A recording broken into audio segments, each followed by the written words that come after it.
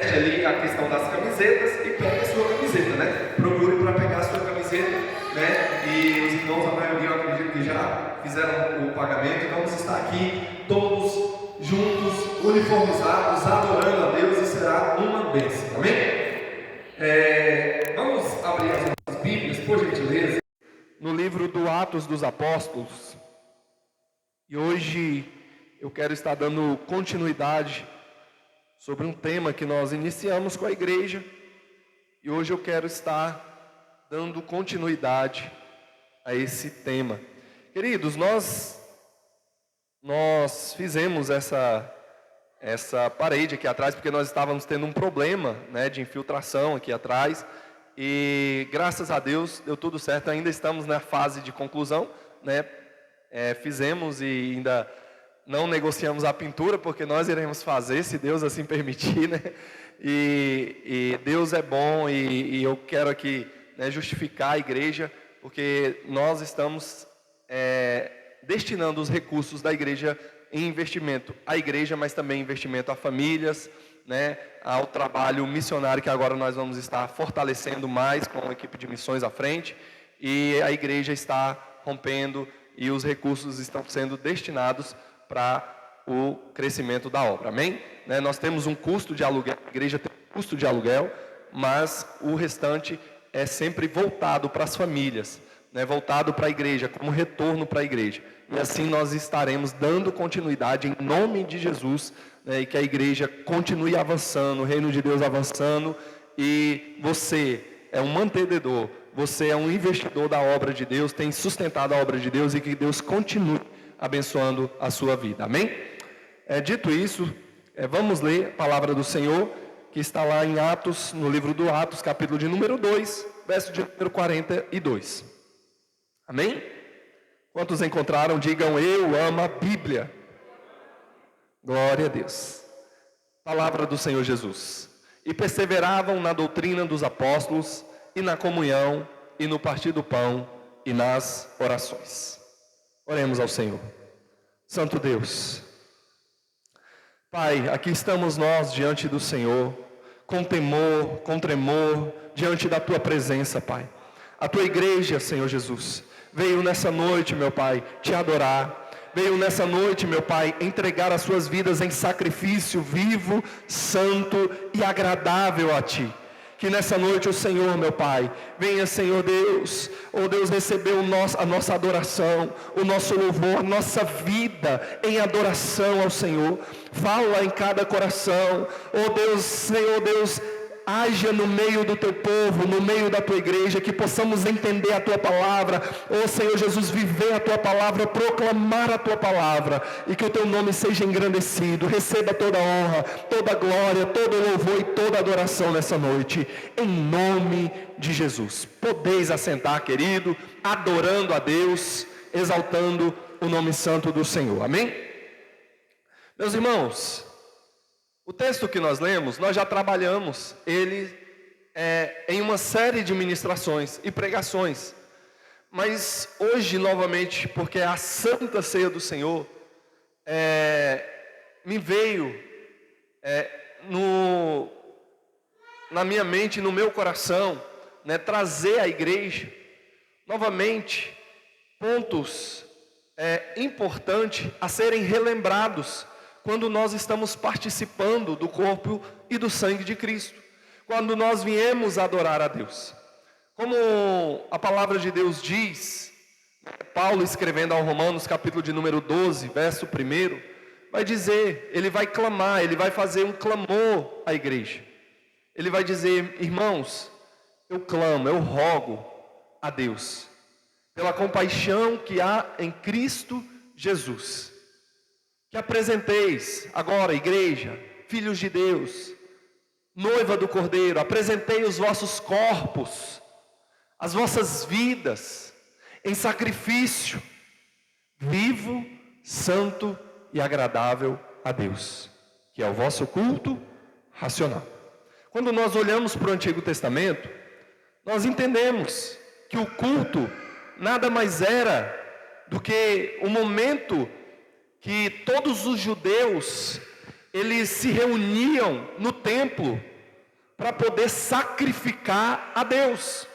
Quando nós olhamos para o ritual levítico, né, como era feito o culto, como o sacerdote deveria, né, se vestir, as vestes sacerdotais, a função do levita, a função de toda a preparação do culto, nós podemos entender ali que o culto nada mais era do que uma prestação de sacrifício.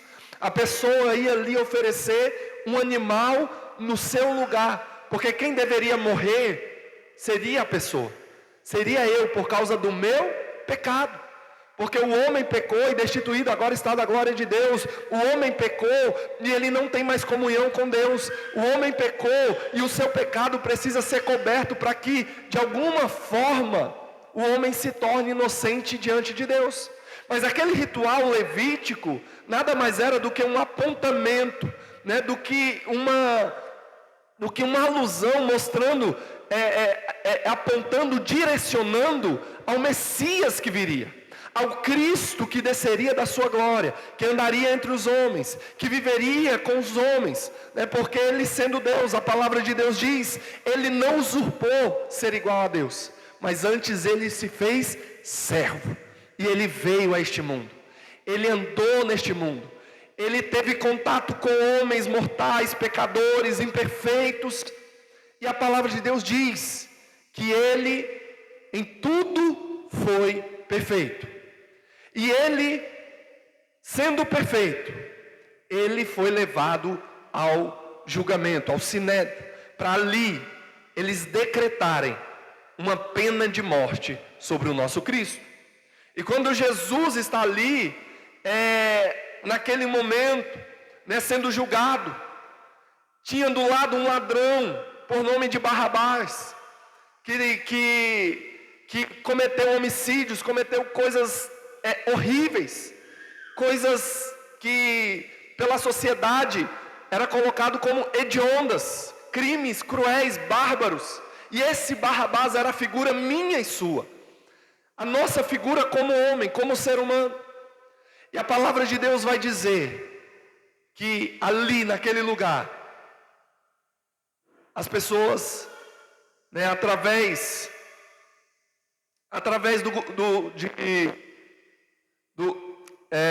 me fugiu o nome dele aqui agora, igreja, oh meu Deus, né? Mas ele estava na frente ali, né? Era Pilatos, Pôncio Pilatos, né, queridos? E Pilatos, ele estava ali fazendo, né, mediando aquela acusação, e Pilatos falou para eles, né, vocês querem que soltem Jesus ou que soltem Barrabás? E eles preferiram soltar Barrabás. E Pilatos perguntou, e o que querem que eu faça com Jesus? E eles disseram, crucifique-o. Então ele veio para os seus, ele veio para salvar os seus, a humanidade. Mas eles não reconheceram ele como Messias. Mas o sacrifício deveria ser feito, era o plano de Deus, como foi louvado nessa noite. Cristo é o plano perfeito, e ele veio, e ele estava ali naquele momento, e então a pena de morte é estabelecida sobre Jesus.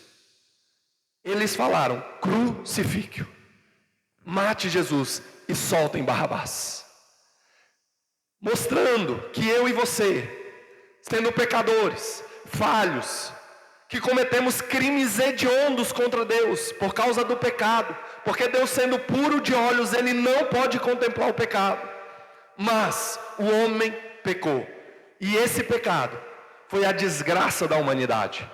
O pecado leva o homem à morte. A lei que a irmã Diza falou aqui nessa noite, a lei do pecado e da morte. E agora, Jesus, ele vai passar por uma via dolorosa. Ele vai ser chicoteado, ele vai ser zombado, ele vai ser cuspido. Eles matam, eles caluniam Cristo, eles apontam Cristo, eles castigam Cristo, torturam o nosso Cristo.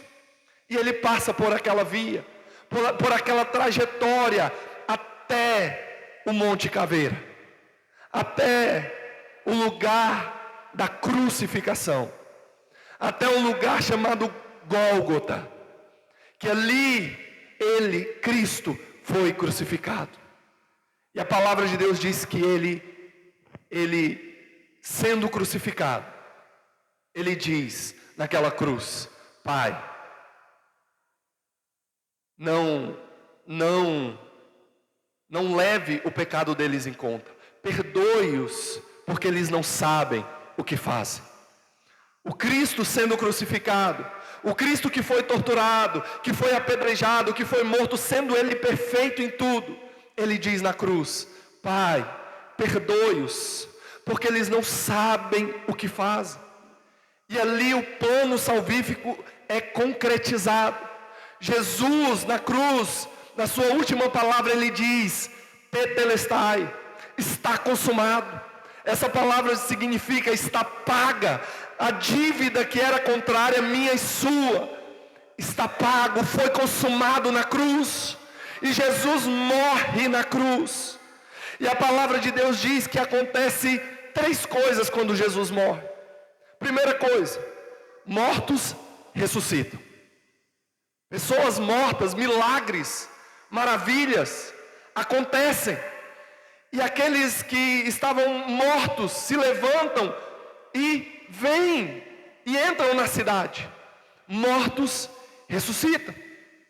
Mas a palavra de Deus também diz que houve escuridão, que tudo ficou escuro, porque simboliza que ali agora o meu e o teu pecado foi lançado sobre Cristo. A minha dívida e a tua dívida foi lançada sobre o Cristo. Veio um grande pecado, um grande meteoro de pecado sobre o Cristo. E ali Ele recebe a minha e a sua culpa. E a palavra de Deus vai dizer que Ele levou sobre si as minhas dores, as minhas enfermidades Ele tomou sobre si. O castigo que nos traz a paz estava sobre Ele, e agora pelas suas pisaduras nós fomos sarados. Mas a palavra também diz que foi do agrado do Pai moê-lo e fazê-lo enfermar.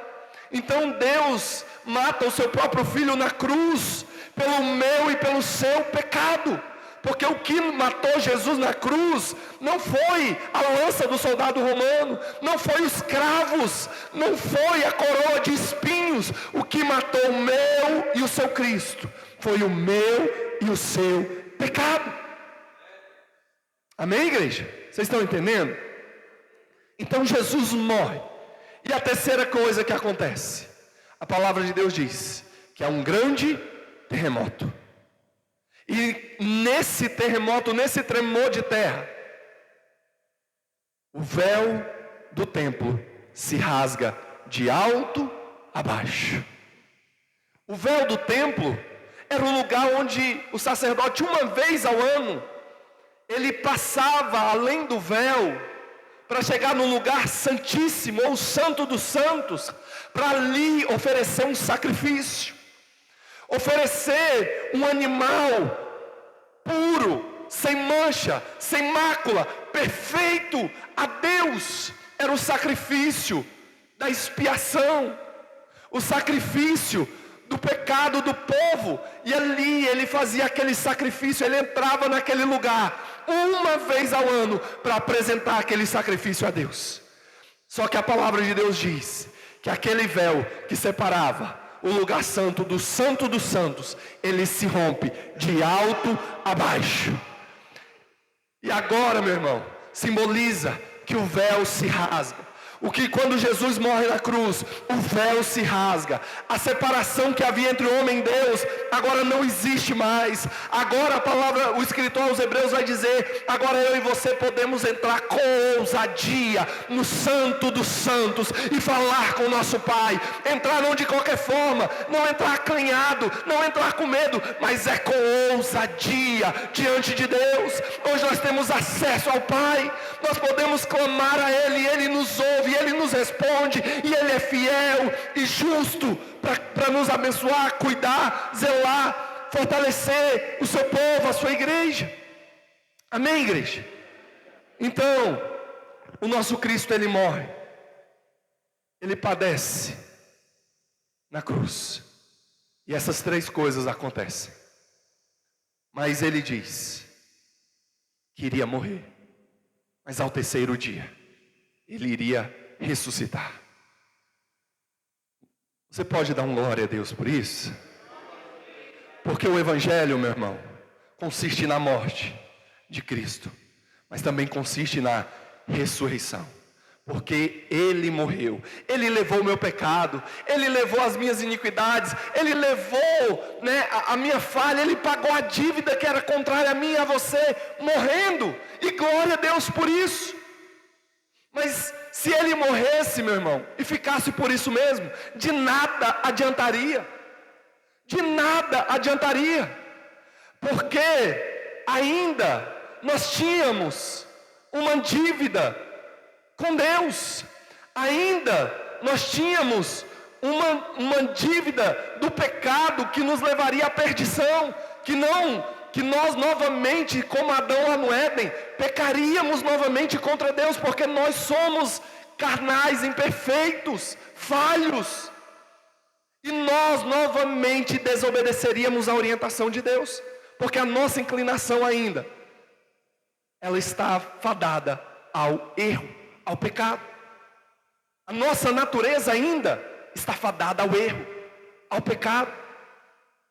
Mas Jesus, ele morre, mas no domingo pela manhã, a palavra de Deus diz que Maria vai ao túmulo, e ela chega no túmulo, e o anjo diz: ei, quem que você está procurando aqui?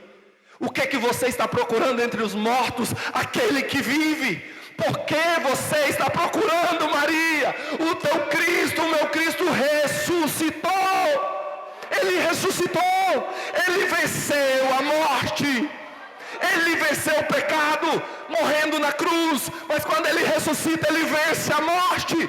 Por isso que a lei do pecado e da morte não está mais sobre nós, porque Jesus agora, ele vence o pecado e vence a morte, e ele ressuscita, e ele diz: estou indo para o céu. Tomé, vem cá, Tomé. Ele aparece para os seus discípulos, e Tomé não crê, e ele chama Tomé: Tomé, vem cá, toca aqui, Tomé, é corpo. Eu ressuscitei em glória, mas também ressuscitei em corpo, matéria. E Tomé toca no Cristo agora ressuscitado, e ele diz: eu vou para os céus, eu estou subindo, mas ei, meu povo, minha igreja, eu não vou deixar vocês órfãos, vocês não ficarão só. Agora o mistério que Paulo vai falar, que agora é Cristo em nós, o mistério que, como em outras pregações nós falamos, o mistério que Moisés não viveu, o mistério que Elias não viveu, o mistério que Eliseu não viveu, o mistério que Davi não viveu, Abraão não viveu. Agora a igreja de Cristo vive. Cristo em nós é a esperança da glória. Cristo em nós, habitando em nós, andando com nós. Agora somos vasos de barro, onde habita o tesouro, a excelência, um grande bem valioso, mais do que tudo no mundo, habita dentro de você, o próprio Cristo, o próprio Deus, o próprio Espírito Santo, que hoje faz morada dentro de mim e dentro de você. Cristo em nós é a esperança, porque Ele é o penhor. A palavra de Deus vai dizer, o que é penhor? É quando eu preciso de um recurso, e eu vou lá, entrego um objeto de valor, eu penhoro aquele objeto. Eu tenho uma dívida, eu tenho que penhorar algo, um bem, para poder ter um valor. E eu falo: eu estou penhorando, mas tal dia eu volto para resgatar o que eu penhorei. Jesus, ou o Espírito Santo, Ele é o penhor. Ele é a certeza que Deus falou: eu estou indo, mas eu estou deixando o meu Espírito aqui, e Ele é a certeza que eu voltarei para resgatar vocês, para que onde eu estiver, estejais vós também. Glória a Deus. Então Jesus morre, ressuscita, e só que agora a sua igreja, ela vive nessa terra, ela está caminhando nessa terra, Nós não somos mais escravos do pecado. Nós não estamos mais debaixo do domínio do pecado, porque Jesus nos salvou. Hoje eu sou filho de Deus, mas agora eu faço guerra. Eu luto diariamente contra o efeito do pecado que ainda, a inclinação do pecado que ainda está habitando em nós. A ilustração clara aqui seria: eu e você sem Cristo, nós estávamos em uma areia movediça, cheia de lama, chamada pecado. Estávamos afundando nessa lama, chamada pecado. Estávamos nos submergindo, afundando. Nós iríamos perecer nesse buraco de lama, chamado pecado.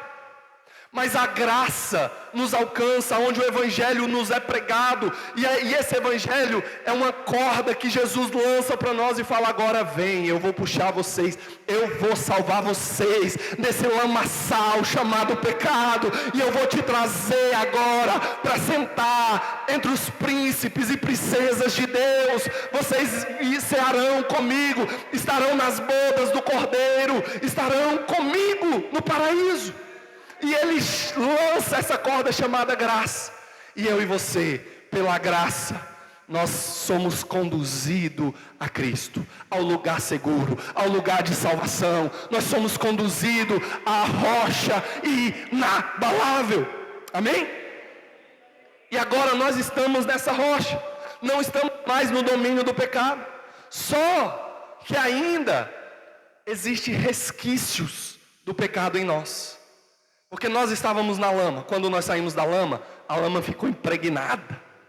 E agora, meu irmão, a palavra de Deus, as disciplinas espirituais, a minha vida com Deus, é uma constante purificação dessa lama chamada pecado. Esse efeito do pecado que ainda nos atinge, que eu e você devemos guerrear, lutar, fazermos guerra constante contra os nossos desejos e inclinações pecaminosos.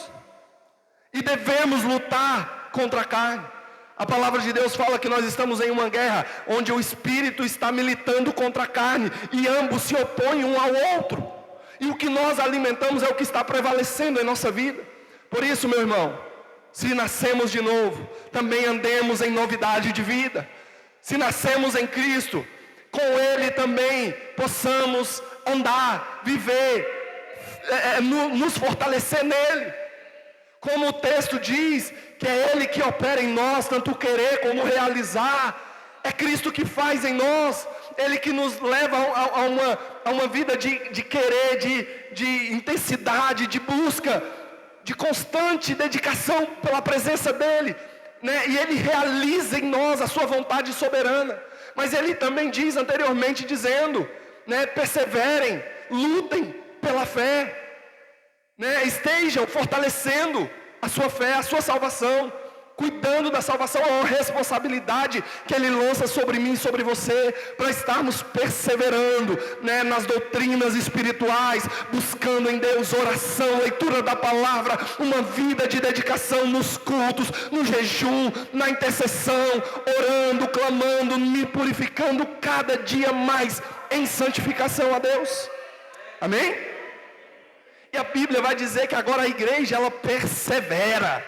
O que é perseverar, meu irmão?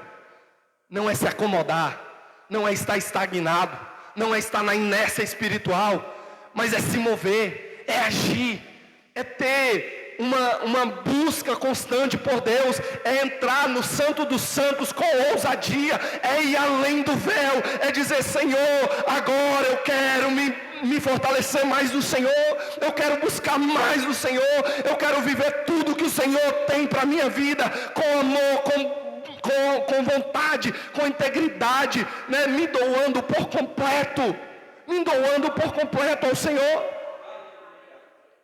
Que possamos, queridos, todos os dias perseverar. Tem uma doutrina que vai chamar perseverança dos santos. Os santos não olham para trás, os santos não recuam, os santos não desistem, os santos não são como a mulher de Ló. A advertência bíblica para nós é: não seja como a mulher de Ló. Porque o que aconteceu com a mulher de Ló? Olhou para trás. Mas os santos Paulo escrevendo aos 1 Coríntios 15, quando ele vai falar sobre a revelação do céu, né, onde todos nós seremos transformados em corpos incorruptíveis, e ele vai dizer que Cristo vence a morte, né, tragada foi a morte pela vitória. Ele vai dizer: portanto, amada igreja, portanto, filhos de Deus, sede firmes e constantes e sempre abundantes no trabalho, na obra do Senhor. Sede firmes, mas também constantes. Uma constância, uma vida de busca, de temor a Deus. Então a igreja, ela perseverava na doutrina dos apóstolos.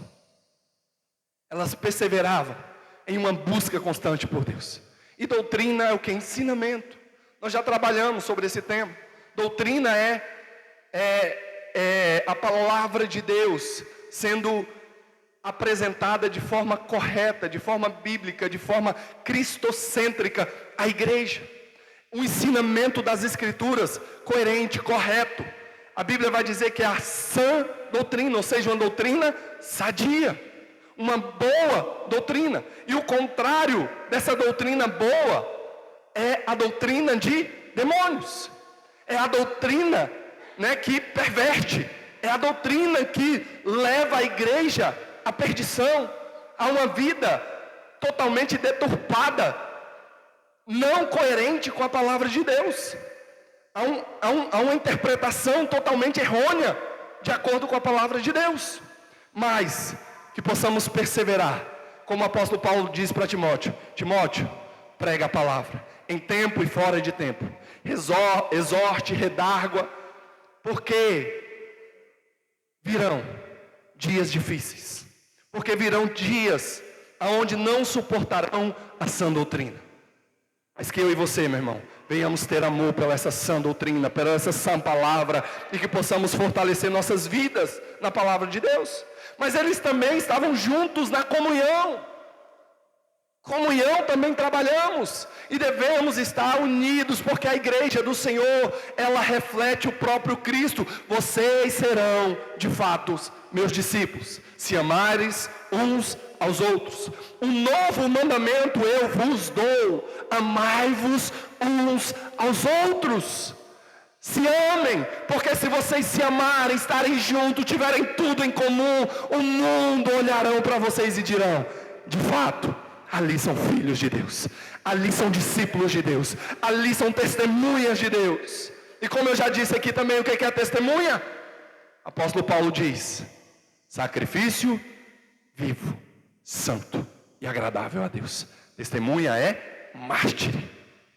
Testemunha é aquele que está disposto a morrer pela causa. Ele já negou a si mesmo, ele já tomou a sua cruz, e ele está seguindo a Cristo, obedecendo a palavra de Deus, na sã doutrina, na comunhão, no partir do pão e nas orações. Ele tem uma vida de oração, ele ama orar, ele ama buscar a Deus, ele ama estar clamando ao Senhor, tendo um relacionamento com o Senhor, vencendo o seu comodismo, a sua carne, os seus desejos, e falando: carne, fique no seu lugar, toma o teu lugar aí, porque quem tem que prevalecer na minha vida é o Espírito de Deus. É como o salmista diz: porque está batido a minha alma, e porque se perturba dentro de mim. Olha o que Davi está fazendo ali, ele está brigando com a sua alma, ele está exortando a sua alma, ele está confrontando a sua alma, dizendo: ô minha alma, que negócio é esse? Tu não tem domínio sobre mim não? Tu está batida por quê? Porque você está perturbada? Porque você não está confiando em Deus? Ei, confia em Deus, porque ainda eu o louvarei. Descansa em Deus, esteja resolvido em Deus, que Deus venha ser sempre o suficiente para mim e para você, meu irmão. Amém? Então eles estavam juntos nas orações, mas também no partir do pão. O partir do pão. E queridos, hoje pela manhã na escola bíblica, quem estava na escola bíblica, diga graças a Deus. Glória a Deus, foi uma bênção. Hoje nós fizemos uma classe única ali na salinha, devido à situação aqui da nave. Mas queridos, foi uma bênção. E ali nós falamos sobre como a igreja verdadeira, ela deve se portar. E a igreja verdadeira está baseada na sã doutrina, numa doutrina sadia, na palavra sadia, no ensinamento sadio. Mas ela também está baseada em disciplina. E essa disciplina aqui é a organização da igreja. Porque Deus disciplina, ou seja, Deus corrige aquele que Ele ama. Então, meu irmão, quando Deus te corrige, dá glória a Ele. Fala, Senhor, obrigado. Porque isso quer dizer que Deus te ama. Isso quer dizer que Ele se importa com você. Isso quer dizer que você é um filho de Deus. Então, meu irmão, ame a disciplina. E a palavra de Deus vai tratar sobre essa disciplina. Que devemos tanto ter essa disciplina direto com Deus, mas também da igreja. A igreja organizando, a igreja tomando cuidado para não ter fermento, não ter fogo estranho no meio da igreja, não ter joios bem aparentes, né, mostrando suas intenções verdadeiras ali, para não contaminar os demais. E a orientação bíblica é para que possamos disciplinar com amor, para que os membros, os irmãos, a igreja possa reconhecer, né? Porque a disciplina, ela não é para lançar fora, ela não é para agredir, ela não é para ofender ninguém. Ela tem um objetivo, e o objetivo dela é levar as pessoas ao arrependimento dos seus pecados. Entender que eu errei, que eu falhei, que eu preciso me voltar ao verdadeiro Deus. E nós devemos disciplinar com amor, cuidando, zelando pelo rebanho de Deus. Mas também a igreja verdadeira, diferente da igreja falsa, ela também tem que zelar pelos obrigado, André. O André estava ligado. Pelos sacramentos, né? Sacramentos que também são ordenanças.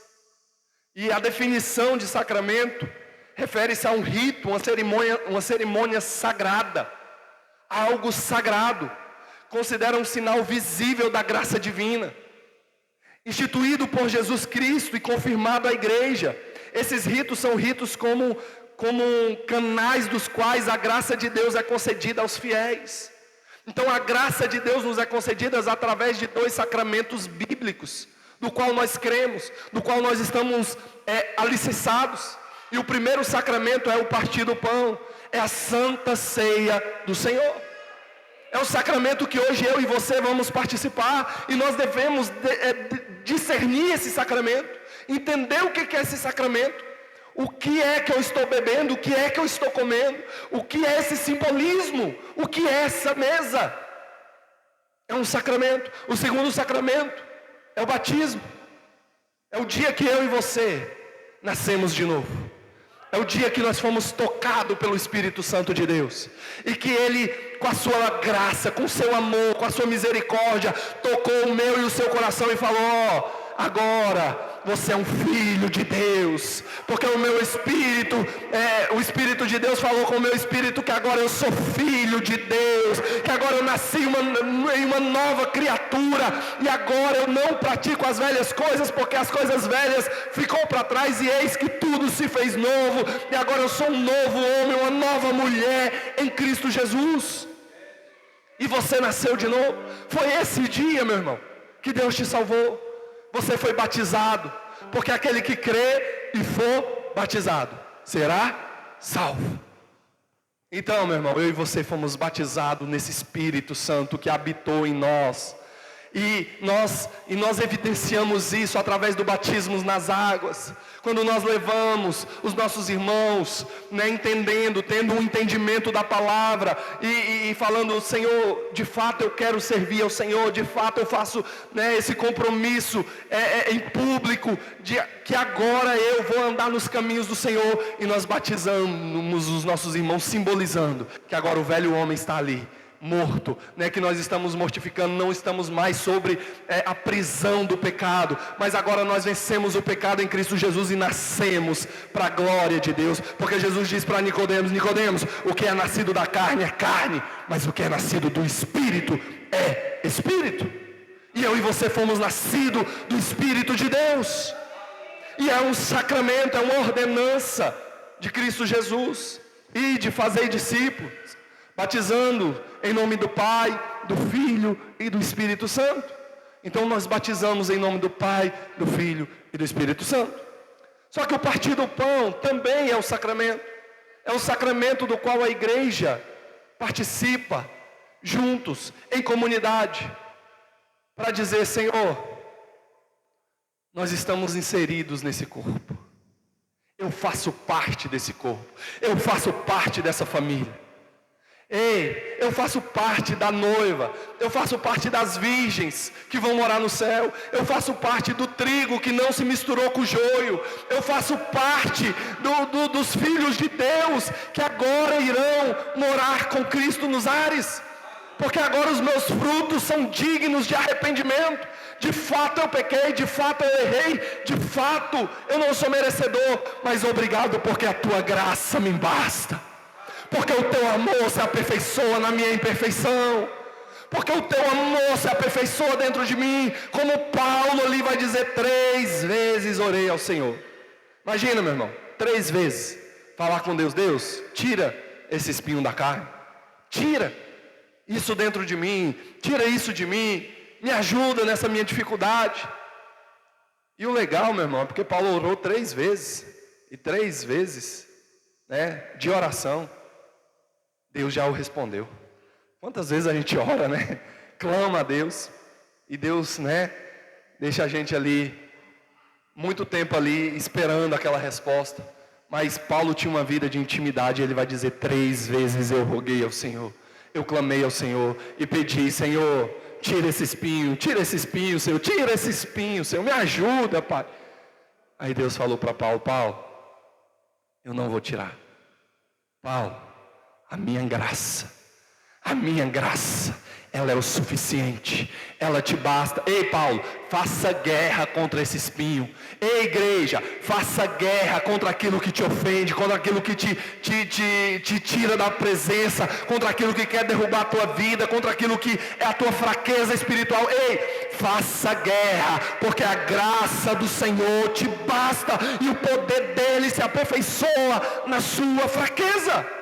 Lute, guerreie, busque mais, clame mais a Deus, porque Ele nos dá a sua graça e misericórdia para vencermos tudo aquilo que nos quer derrotar, tudo aquilo que quer nos tirar da presença de Deus. Então, queridos, nós devemos discernir o corpo do Senhor. Devemos entender que o corpo do Senhor, Ele é a união da igreja. Nós temos um cabeça, que a Bíblia fala que é Cristo. Ele é o cabeça da igreja. E nós estamos inseridos nesse corpo. E nós temos funções nesse corpo. E nós devemos agora participar da Santa Ceia com esse entendimento. Discernir o corpo do Senhor é entender que nós não estamos aqui comendo qualquer pão, bebendo qualquer vinho. Nós estamos inseridos no corpo místico de Cristo, que é a igreja. Na igreja de Cristo, do qual Ele pagou o preço de sangue, do qual Ele se entregou na cruz do Calvário, do qual Ele morreu, como nós já falamos aqui, e Ele padeceu na cruz por causa dessa igreja. Meu irmão, eu e você não temos mérito algum, pelo contrário, nós só temos deméritos, nós só temos falhas, imperfeições, mas Deus nos amou de tal maneira. Meu irmão, você sabe o que é essa tal maneira? É um amor é um amor que não tem como eu prescrever. Ele é imprescritível. Não tem como demonstrar esse amor a você de forma real, porque ele é tão grande, tão maravilhoso, que, meu irmão, nós sendo miseráveis pecadores, Ele manda seu Filho, Ele desce da sua glória. Por isso que o Evangelho é loucura, meu irmão, porque Deus, sendo todo poderoso, Ele veio para mim salvar e te salvar. Um amor tão grande que veio se misturar conosco, com o pecado que é abominável contra Deus, para salvar os seus filhos, porque Ele veio salvar aquilo que havia perdido. Ele veio nos salvar. Meu irmão, você é especial para Deus, não por mérito seu, mas pela bondade dEle. Você é especial para Deus, não porque eu sou melhor do que os demais, não. É porque Ele é tão bom e tão misericordioso, que resolveu, que escolheu, que te chamou, que a graça dEle te alcançou, que a misericórdia dEle veio sobre nós, e agora nós participamos da sua mesa, do seu corpo, dizendo: Senhor, obrigado, porque o Senhor nos amou. Obrigado, porque eu não merecia, porque eu não tenho mérito, porque eu não sou digno. Porque Paulo, escrevendo à igreja aos Coríntios, vai dizer: analise, faça uma autoanálise, analise o homem a si mesmo, e assim coma do pão e beba do cálice. Primeiro eu faço uma autoanálise da minha vida. O que é que eu preciso melhorar? Se eu estou brigado com o irmão, se eu preciso fazer algo diferente, mudar uma conduta, né, que eu estou praticando, devo fazer uma autoanálise e discernir o corpo, saber que aqui é o corpo de Cristo e o sangue de Cristo, e que eu vou participar dele para minha salvação e não para a condenação. Que agora, né, nós vamos participar não porque somos dignos, não porque somos merecedores, mas porque a bondade e a misericórdia do Senhor nos alcançou. Amém? Então, queridos, para finalizar a nossa ministração nessa noite, nós já entramos nos pormenores, nós já entramos em outras pregações, entendendo o que é o simbolismo da Santa Ceia, porque ela foi realizada no dia da Páscoa, Jesus sendo o nosso Cordeiro Pascual. A Páscoa simboliza o passar, né? O passar por cima. Nós merecíamos a ira de Deus, mas a graça de Deus, pelo sangue do Cordeiro no umbral da porta. O anjo do juízo, que veio para executar a justiça, matar todo o primogênito do Egito, sobre tanto as casas dos egípcios como também dos judeus, todos iriam morrer. Mas aonde foi encontrado o sangue do Cordeiro, a morte passou por cima. A Páscoa simboliza a ceia do Senhor, o sangue que foi derramado por nós, o corpo e o sangue de Cristo. Agora, a morte passou por cima de mim e de você, porque nós fomos lavados e remidos no sangue do Cordeiro. Nele nós estamos fortalecidos. Nele nós somos os filhos de Deus, nova criatura. E que nessa noite, meu irmão, você venha participar, você venha celebrar. Porque aqui, meu irmão, não é uma mesa qualquer. Aqui é a simbologia clara. Jesus dizendo: fazer isso em memória de mim. A ordem é: façam lembrando de mim. Façam lembrando que eu morri por você. Faça lembrando que você não era merecedor, mas a minha graça te alcançou. Faça lembrando que você não tinha mérito, que você merecia a perdição, mas eu te dei vida. Porque o inimigo, porque o ladrão, ele veio para roubar, ele veio para matar e ele veio para destruir. Mas eu, Jesus, vim te dar vida e te dar vida em abundância. Te dá vida em eternidade, te dá salvação. Não se turbem o vosso coração, creiam em Deus, mas creiam também em mim, porque na casa do meu Pai há muitas moradas. Ei, e eu sou o caminho, eu sou a verdade, e eu sou a vida, e ninguém vem ao Pai a não ser por mim. Então, queridos, você está servindo aquele que é a verdade, aquele que é a vida, aquele que te salvou.